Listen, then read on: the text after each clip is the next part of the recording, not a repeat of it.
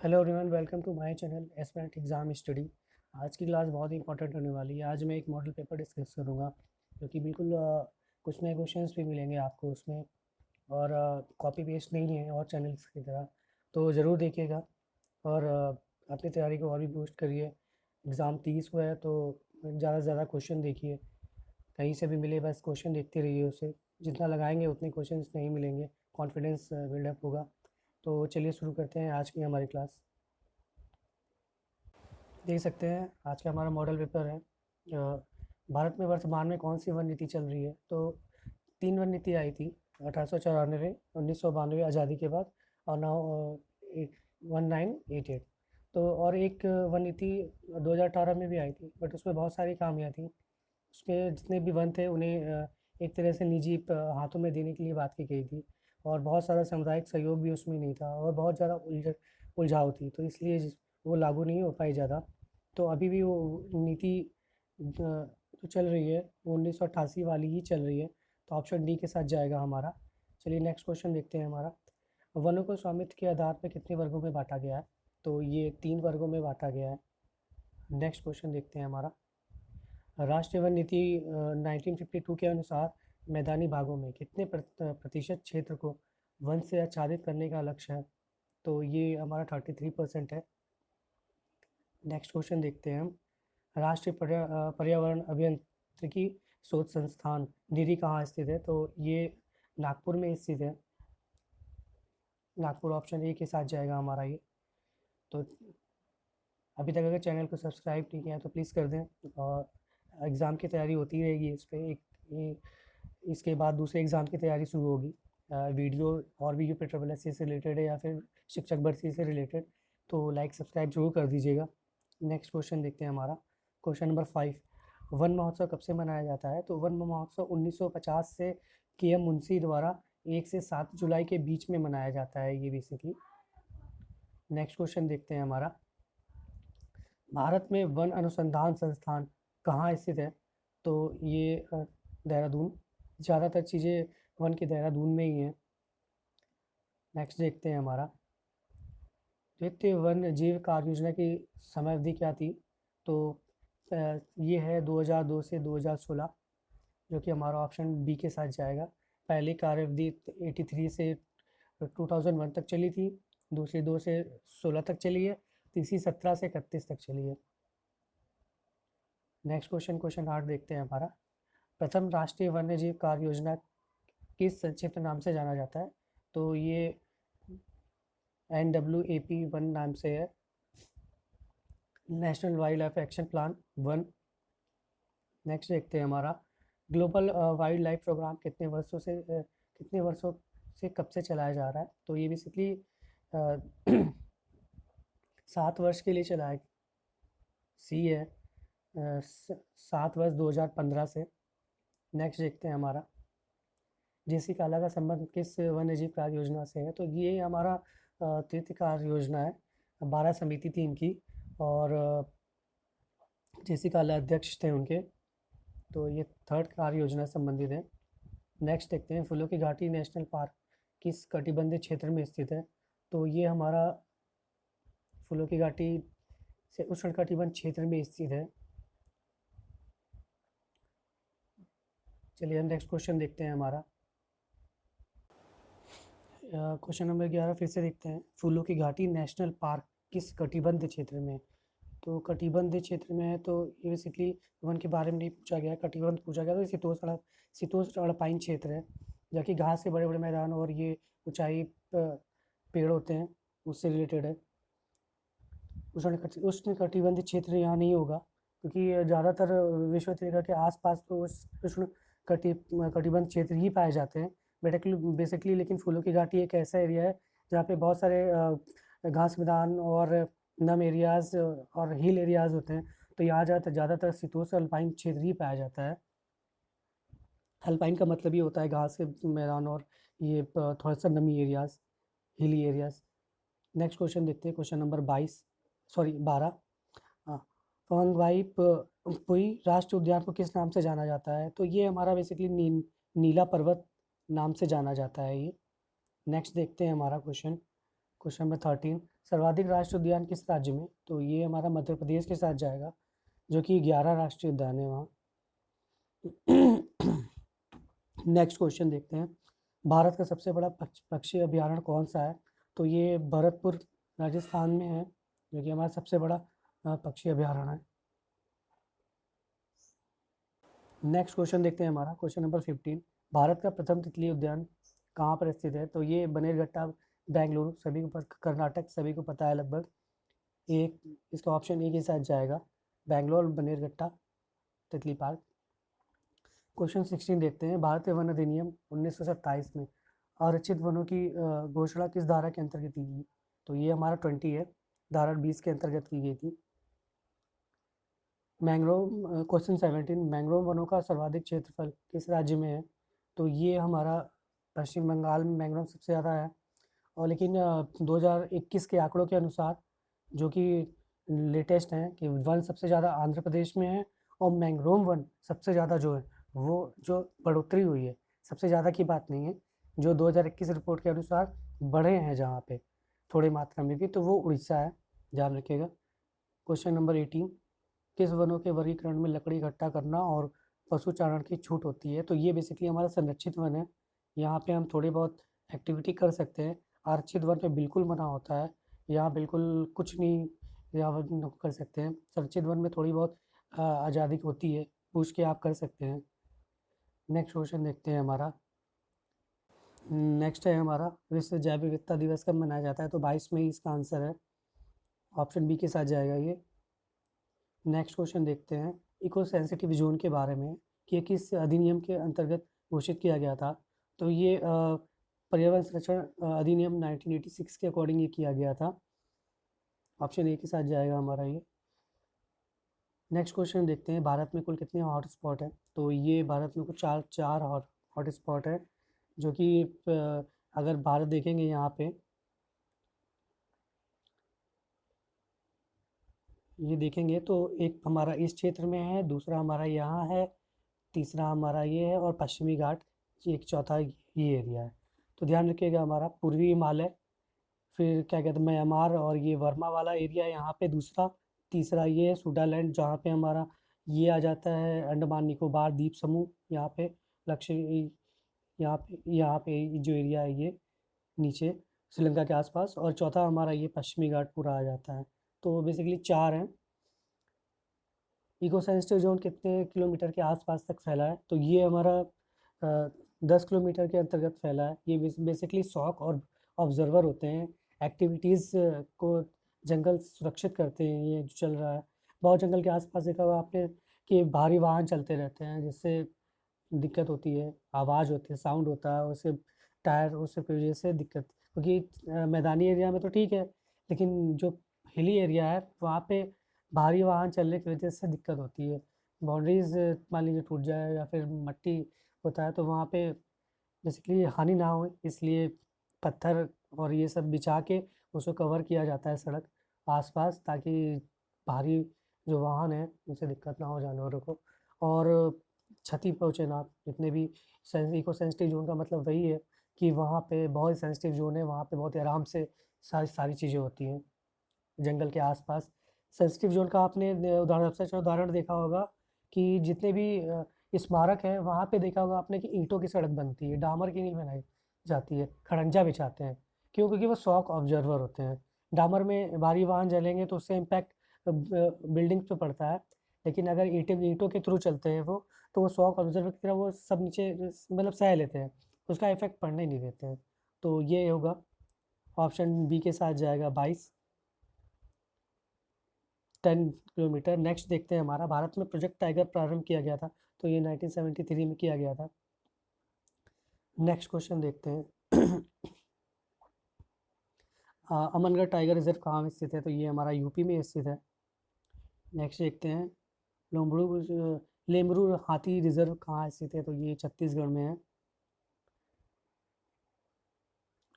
Next question देखते हैं, पारितंत्र शब्द का प्रयोग सर्वप्रथम किसके द्वारा किया गया था? तो पारितंत्र है तो सबको पता है, ये हमारा टांसले हैं, ईजी टांसले। एकल ने इकोलॉजी शब्द का दिया था। नेक्स्ट देखते हैं हमारा पारिस्थितिकी संक्रमण अवधारणा का सर्वप्रथम किसने किया था? तो ये हमारा पहला ऑप्शन के साथ जाएगा, ऑप्शन ए के साथ जाएगा हमारा। नेक्स्ट क्वेश्चन देखते हैं, मोनोक्लाइमेक्स एकल चरण सिद्धांत का प्रतिपादन किसने किया था? तो ये हमारा क्लाइमेक्स है, तो इससे पहचान सकते हैं क्लेमेंट्स है, तो ये हमारा ऑप्शन ए के साथ जाएगा। नेक्स्ट क्वेश्चन देखते हैं हमारा 29, घास स्थल पर जी भार का पिरामिड, घास स्थल की बात की गई है तो ये सीधा ही होगा। नेक्स्ट क्वेश्चन देखते हैं हमारा, तालाब पारितंत्र में जी भार का पिरामिड, तो तालाब पारितंत्र में जी भार का पिरामिड ये उल्टा होता है। गहन पारिस्थितिकी शब्द का प्रयोग सर्वप्रथम किसने किया था? तो ये अर्निस्ट नेस थे, ऑप्शन सी के साथ जाएगा। नेक्स्ट क्वेश्चन देखते हैं हमारा, सही सुमेलित करें, तो इसमें देखते हैं। इससे पहले चैनल लाइक या सब्सक्राइब नहीं किया तो प्लीज़ कर दें, शेयर करें, ज़्यादा से ज़्यादा शेयर करें, इसे सब्सक्राइब कर दीजिए। चलिए देखते हैं कि सही मिलान क्या है इसमें। तो वन्य जीव संरक्षण अधिनियम ये हमारा 1972, और प्रोजेक्ट टाइगर 73, जैव विविधता 2002 और प्रोजेक्ट आरती 1992। तो पहला हमारा 4 है, और फिर हमारा 3 है, फिर हमारा 2 है, और फिर 1 है। तो 4 3 2 1 किस में? देखिए 4 3 2 1 ऑप्शन डी के साथ जाएगा हमारा। नेक्स्ट क्वेश्चन देखते हैं, अपना वन अपना धन योजना किस राज्य से संबंधित है? तो ये बेसिकली हमारा छत्तीसगढ़ से रिलेटेड है। ये हिमाचल प्रदेश में सबसे पहले टैक्स जो लगा था वो लगाने वाला राज्य है ये। इनकी भी योजना ऐसे ही कुछ है, अपना वन अपना धन जैसे इनकी भी एक योजना है, लेकिन ये छत्तीसगढ़ के साथ जाएगा। ऑप्शन 30 क्वेश्चन 34 देखते हैं, राष्ट्रीय कृषि वानिकी अनुसंधान केंद्र जो कि झांसी में है, ऑप्शन ए के साथ जाएगा हमारा ये। नेक्स्ट क्वेश्चन देखते हैं, फिर से आया मिलान करने के लिए, तो देखते हैं क्वेश्चन। इसमें सबसे पहले जो आता है आपको वो मिलाइए। जंगल मूवमेंट 1980 बिहार में हुआ था, चिपको आंदोलन सब जानते हैं उत्तराखंड में हुआ था। तो ऑप्शन में चेक करिए कि ऑप्शन में 2 का ए और 3 का बी है क्या? 2 का ए 3 का बी, तो ये हमारा बेसिकली 2 का ए 3 का बी, ऑप्शन नहीं आ रहा है। ऐसे में आते हैं, देखिए इसके साथ जाएगा चिपको आंदोलन उत्तराखंड के साथ जाएगा, साइलेंट वैली केरला में है, और आपको आंदोलन कर्नाटक में जाएगा, तो देख लीजिएगा ये। नेक्स्ट क्वेश्चन देखते हैं, COP 27 का आयोजन कहाँ हुआ? तो ये मिस्र में हुआ था, और इसमें थीम यही थी कि जो भी नीचे अभी कुचले स्टेट हैं, जो भी विकसित देश हैं, उनको पूर्ण सहायता दी जाए, उनका उत्थान किया जाए। COP 28 जो अभी यूएई में होगा, संयुक्त अरब अमीरात में, इस 2023 के बिल्कुल एंडिंग में होगा, दिसंबर में। तो ये हमारा क्वेश्चन ऑप्शन ए के साथ जाएगा। नेक्स्ट क्वेश्चन देखते हैं, ग्रीन हाउस प्रभाव की संकल्पना किसने की थी? तो ये इसको याद करने का तरीका मैंने GF रखा है, तो ये जोसेफ फोरियर है। ग्रीन हाउस प्रभाव की संकल्पना, भारत ने शून्य कार्बन उत्सर्जन का लक्ष्य कब तक रखा है? तो ये हमारा 2070 तक है जो भारत में है, लेकिन जो वर्ल्ड है उसने 2050 तक रखा है इसका लक्ष्य। भारत का भी पहले 1947 तक, सॉरी 2047 तक था, बट इन्होंने बढ़ा के 2070 तक कर दिया है। वहाँ तक का लक्ष्य उन्होंने चेंज कर दिया है, वहाँ तक कुछ और है। नेक्स्ट देखते हैं हमारा सही सुमेलित जो नहीं है उसके बारे में है। तो क्योटो प्रोटोकॉल हमारा जलवायु से रिलेटेड है, बिल्कुल है। मॉन्ट्रियल गैस से रिलेटेड है, सब जानते हो। जो कार्टिजना प्रोटोकॉल बायोजैव सुरक्षा से है, स्टॉकहोम एनवरेक्ट से नहीं है।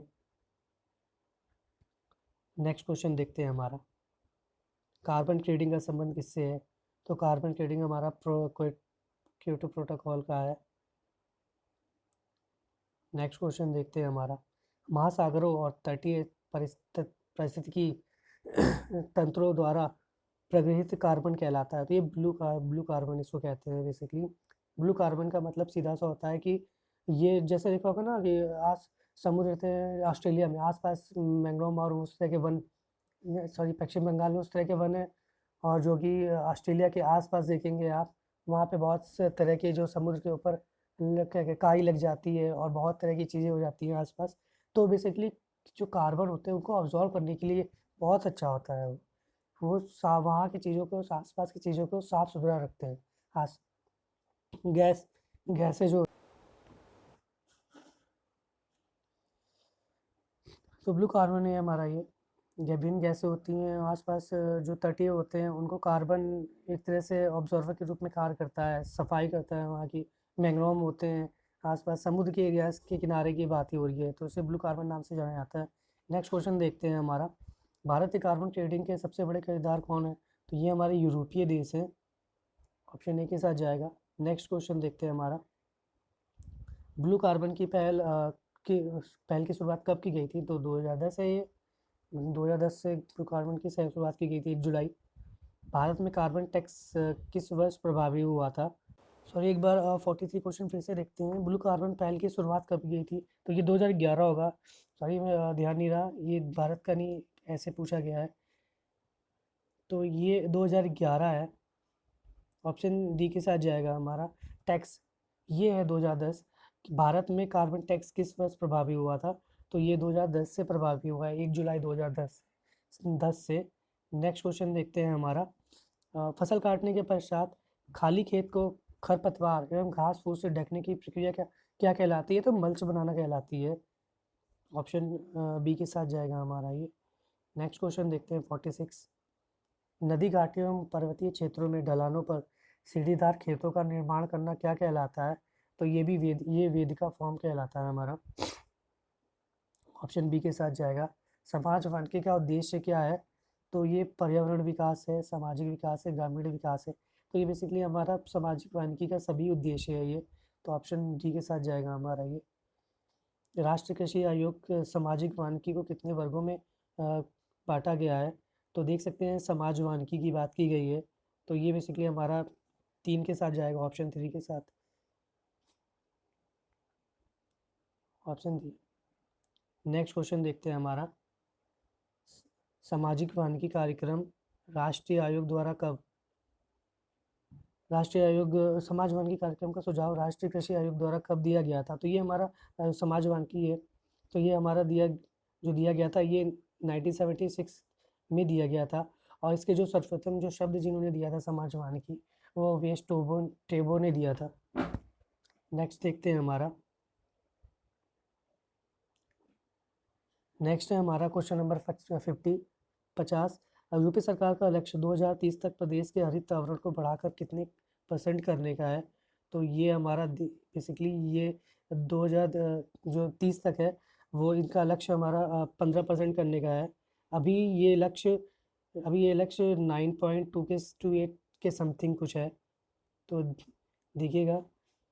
नेक्स्ट देखते हैं हमारा, उत्तर प्रदेश में वन विभाग की स्थापना कब की गई थी? तो ये हमारा ऑप्शन सी के साथ जाएगा।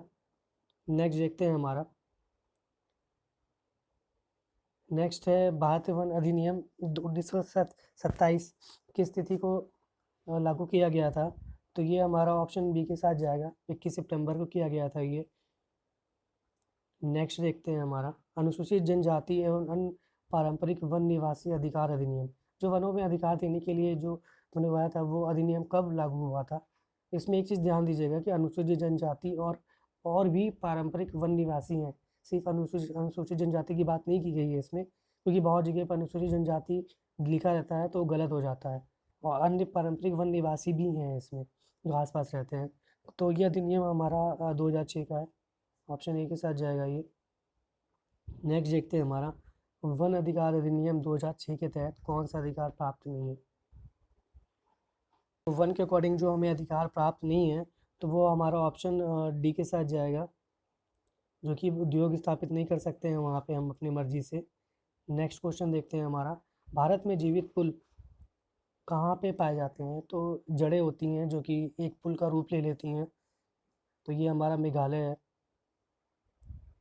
नेक्स्ट क्वेश्चन देखते हैं हमारा, वर्ल्ड वाइड लाइफ फंड की स्थापना कब की गई थी? तो ये 1961 है को की गई थी। इसका जो प्रतीक है वो ज्वाइंट पांडा है।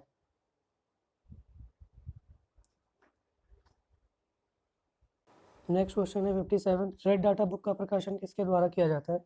तो ये IUCN द्वारा है, ये क्वेश्चन ए के साथ जाएगा। 1948 इसकी स्थापना दिवस है। नेक्स्ट देखते हैं हमारा 58, राष्ट्रीय हरित न्यायाधिकरण की स्थापना भारत सरकार द्वारा कब की गई थी? तो ये हमारा ऑप्शन बी के साथ जाएगा, 2010। नेक्स्ट क्वेश्चन देखते हैं 59, सर्वाधिक जैव विविधता कहाँ पाई जाती है?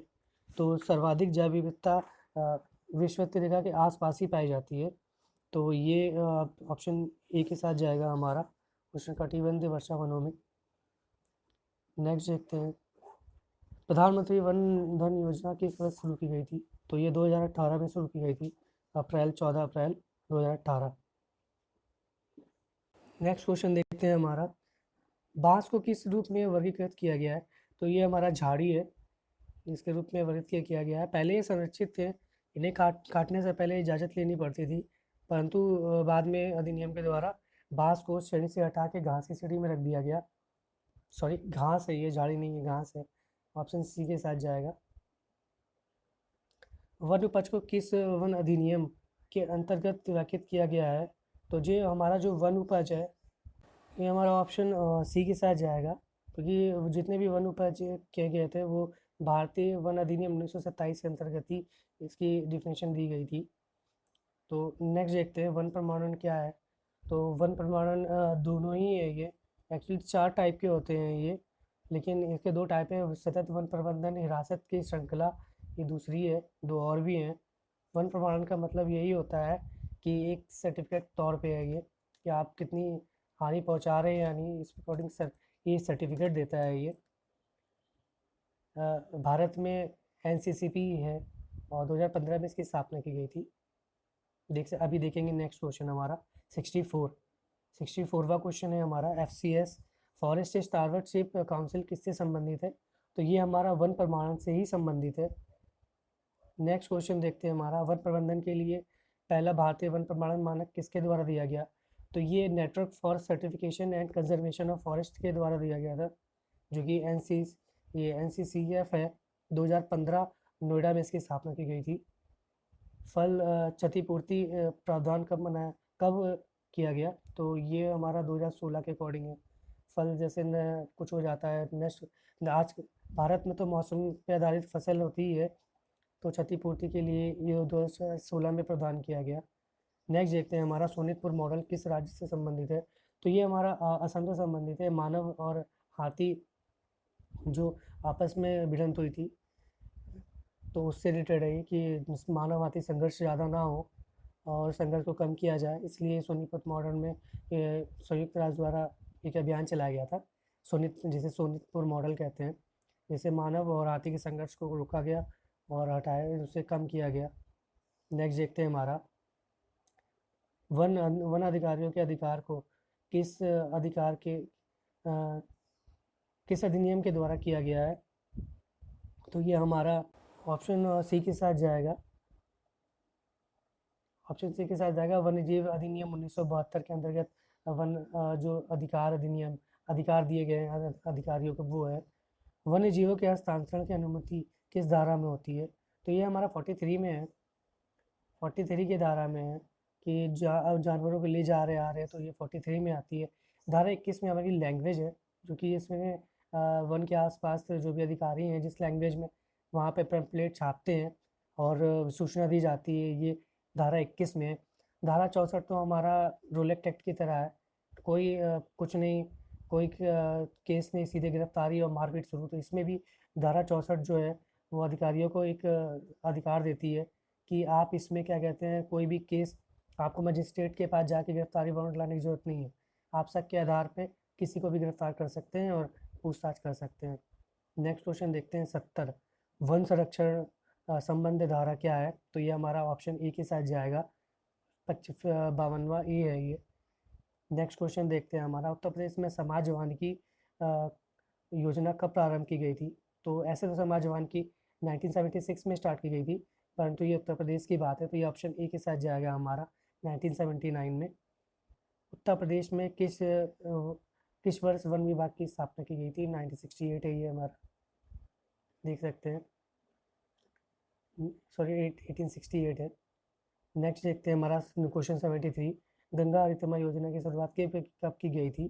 तो ये हमारा बेसिकली 2021 में की गई थी, 2021 में, तो ये 26 दिसंबर 2021 के साथ जाएगा। इसके अकॉर्डिंग जो जितने भी गंगा जी हैं उसके आसपास जो 1000 किलोमीटर एरिया है वहाँ पे वन वृक्षारोपण करना था। चलिए देखते हैं नेक्स्ट क्वेश्चन 74।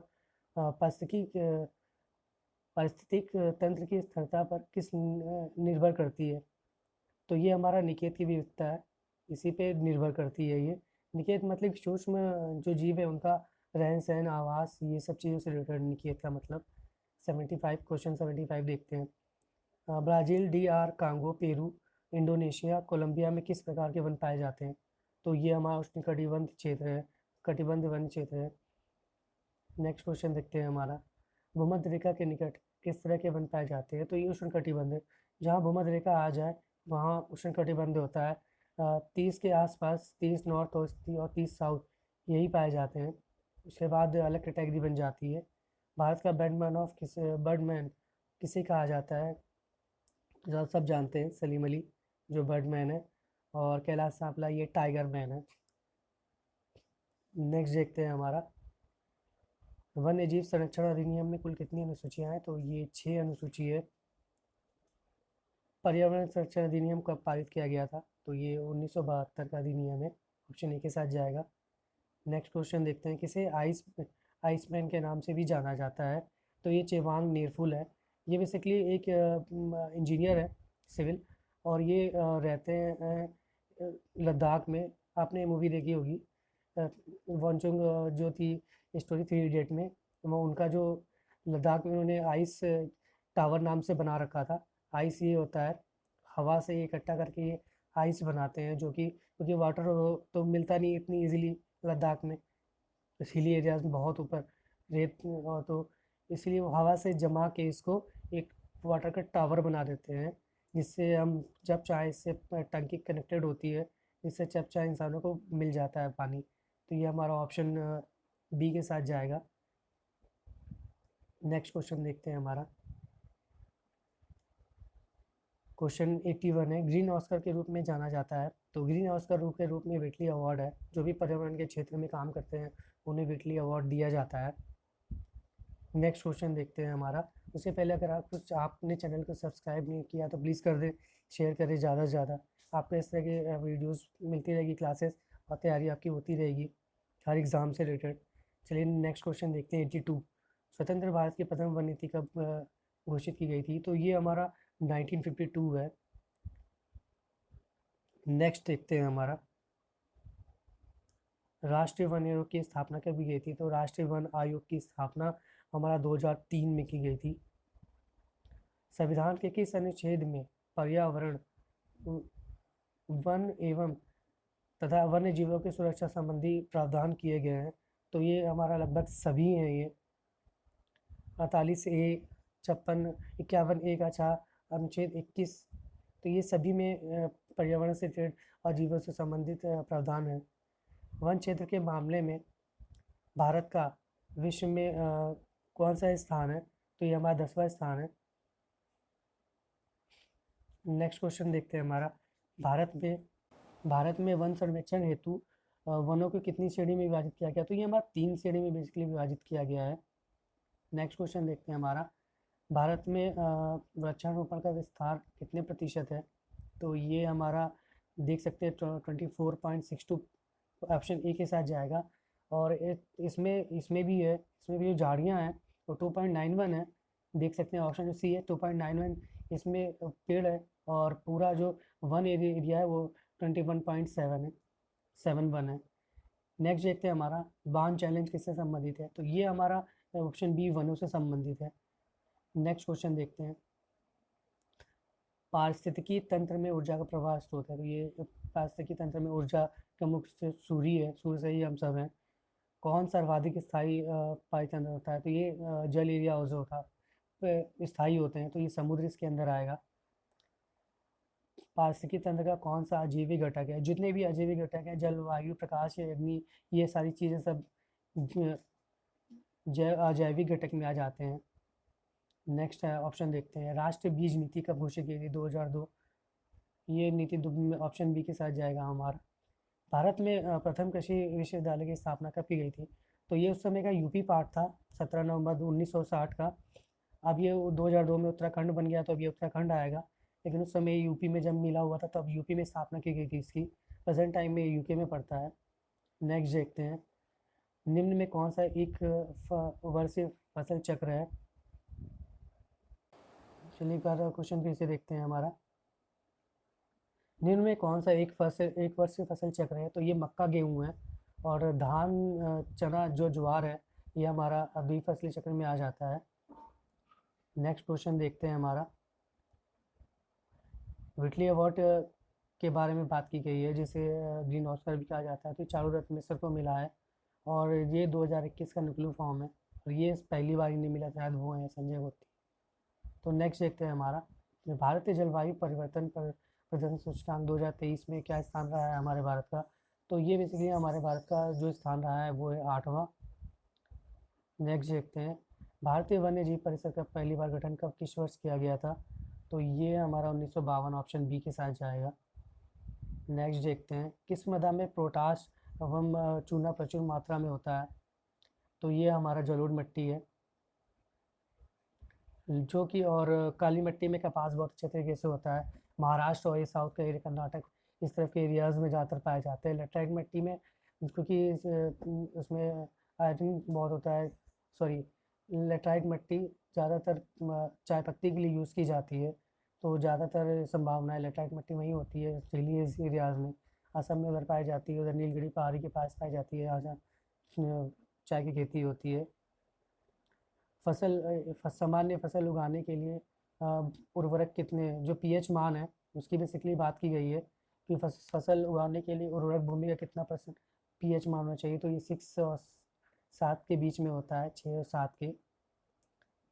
नेक्स्ट देखते हैं, उत्तर प्रदेश में कितने कृषि जलवायु क्षेत्रों में बांटा गया है।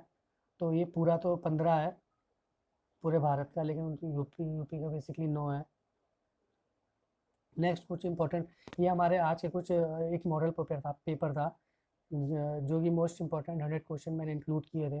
उम्मीद हो आप सबको ये क्वेश्चन थोड़ी हेल्प करेंगे मेन एग्ज़ाम में स्कोर करने के लिए। तो कुछ 100 क्वेश्चन थे, इसको देखिएगा, और इसका मैं चैनल के टेलीग्राम में इसके PDF भी सेंड कर दूँगा, तो वहाँ भी देख लीजिएगा। तो ये कुछ हमारे 100 क्वेश्चन थे। आइए कुछ इंपॉर्टेंट क्वेश्चन भी देखते हैं। अगर चैनल को लाइक सब्सक्राइब कर दीजिएगा, चैनल पे बने रहें लगातार। नेक्स्ट कुछ अदर इम्पॉर्टेंट फैक्ट देखते हैं, आइए इसमें चलिए देखते हैं कृषि और जो उनसे संबंधित जो उत्पादन है, खाद्यान्न उत्पादन क्रांति, उनसे संबंधित कुछ क्वेश्चन देखते हैं। हरित क्रांति खाद्यान्न उत्पादन से संबंधित है, बेसिकली इसमें गेहूँ आता है ज़्यादा, और गेहूँ के उसमें ही की गई थी हरित क्रांति, 1966 के आसपास की बात है। और नेक्स्ट क्वेश्चन, नेक्स्ट देखते हैं, श्वेत क्रांति दुग्ध उत्पादन है, वर्जिस कुरियन है इनके।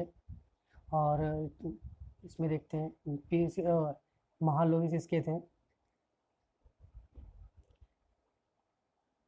सॉरी, श्वेत क्रांति दुग्ध उत्पादन, पीली क्रांति तिलहन उत्पादन, भूरी क्रांति उर्वरक उत्पादन, और नीली क्रांति मत्स्य उत्पादन, लाल क्रांति टमाटर मांस उत्पादन है।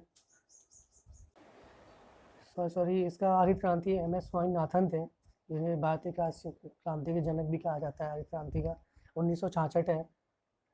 नेक्स्ट क्वेश्चन देखते हैं हमारा, नीली क्रांति मत्स्य उत्पादन से है, लाल क्रांति हमारा टमाटर और मांस, गुलाबी क्रांति झींगा मछली उत्पादन से है, बादामी क्रांति मसाला उत्पादन से है, रजत क्रांति हमारा अंडा उत्पादन से है, कृष्ण क्रांति बायोडीजल उत्पादन से है, अमृत क्रांति नदी जोड़ो परियोजना से है, क्योंकि इस समय करंट में बहुत अच्छे से चल रही है।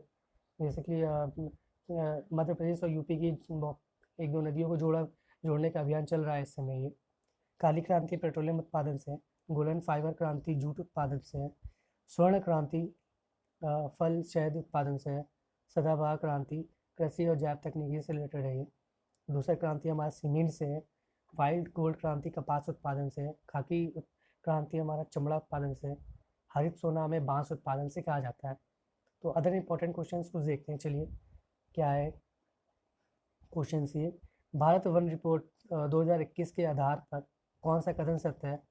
तो देश में कुल वन और वृक्षारोपण पर देश के कुल भागों का कुल क्षेत्र का 2.24.62 है प्रतिशत, बिल्कुल सही है। वन आवरण में 1540 किलोमीटर स्क्वायर और वृक्षारोपण क्षेत्र में 721 किलोमीटर स्क्वायर की वृद्धि हुई है, ये भी बिल्कुल सही है। और देश में कुल वनावरण 7,13,789 किलोमीटर है, तो ये भी सही है, जो कि भौगोलिक क्षेत्रफल का 21.71% है। कुल मैंग्रोव में भी 17 वर्ग किलोमीटर की वृद्धि की गई है, ये भी सही है। तो सब सारे कथन इसमें सही है। ये बहुत इंपॉर्टेंट है, ये जरूर आंकड़े जरूर याद रखिएगा कितनी वृद्धि हुई है, वृद्धि ध्यान रखिएगा, कमी भले आपको याद ना हो, लेकिन ये वृद्धि जरूर याद रखिएगा। शाल, शीशम, आम, नीम और सागवान के पेड़ पर्णपाती वन में मिलते हैं। नेक्स्ट क्वेश्चन हमारा देखते हैं। यूपी में सर्वप्रथम नवाबगंज पश्चिम विहार की स्थापना की गई थी। उत्तर प्रदेश में राज्य वन नीति 27 दिसंबर 1998 को घोषित की गई थी। नेक्स्ट देखते हैं हमारा पूरा वनस्पति बीरबल साहनी संस्थान यूपी में लखनऊ में स्थापित है। यूपी में सुरताल पक्षी विहार बलिया में है। राजीव गांधी राष्ट्रीय उद्यान कर्नाटक में अवस्थित है। नेक्स्ट देखते हैं हमारा लवणीय जल हेलोफाइट को कहा जाता है, जो कि लवणीय एरिया में जो निकलते हैं, वहाँ हेलोफाइट्स जो भी उनकी वनस्पति होती है, तो उन्हें हेलोफाइट्स नाम से ही जाना जाता है। जैव मंडल का जैविक घटक कवक शैवाल है, लाइकेन बेसिकली से कहा जाता है, जो कि नेक्स्ट क्वेश्चन देखते हैं हमारा। पर्यावरण शिक्षा केंद्र अहमदाबाद में स्थित है। चंद्रप्रभा वन्यजीव अभ्यारण्य यूपी का एक प्रमुख वन्यजीव अभ्यारण्य है, जो कि चंदौली जिले में है। घास श्रृंखला के बारे में जान लेते हैं। ये हमारा उत्पादक हो गया घास, और ये प्राथमिक हो गया, फिर मेढक द्वितीय हो गया, सांप तृतीय हो गया, और चतुर्थ में बाज आ जाता है हमारा। और अगर हम उससे भी आगे बढ़ेंगे तो अपघटक हमारा 5वें स्तर का है। बखीरा पश्चिम अभ्यारण्य की बस्ती है, बखीरा बस्ती वहाँ से देख लग सकता है।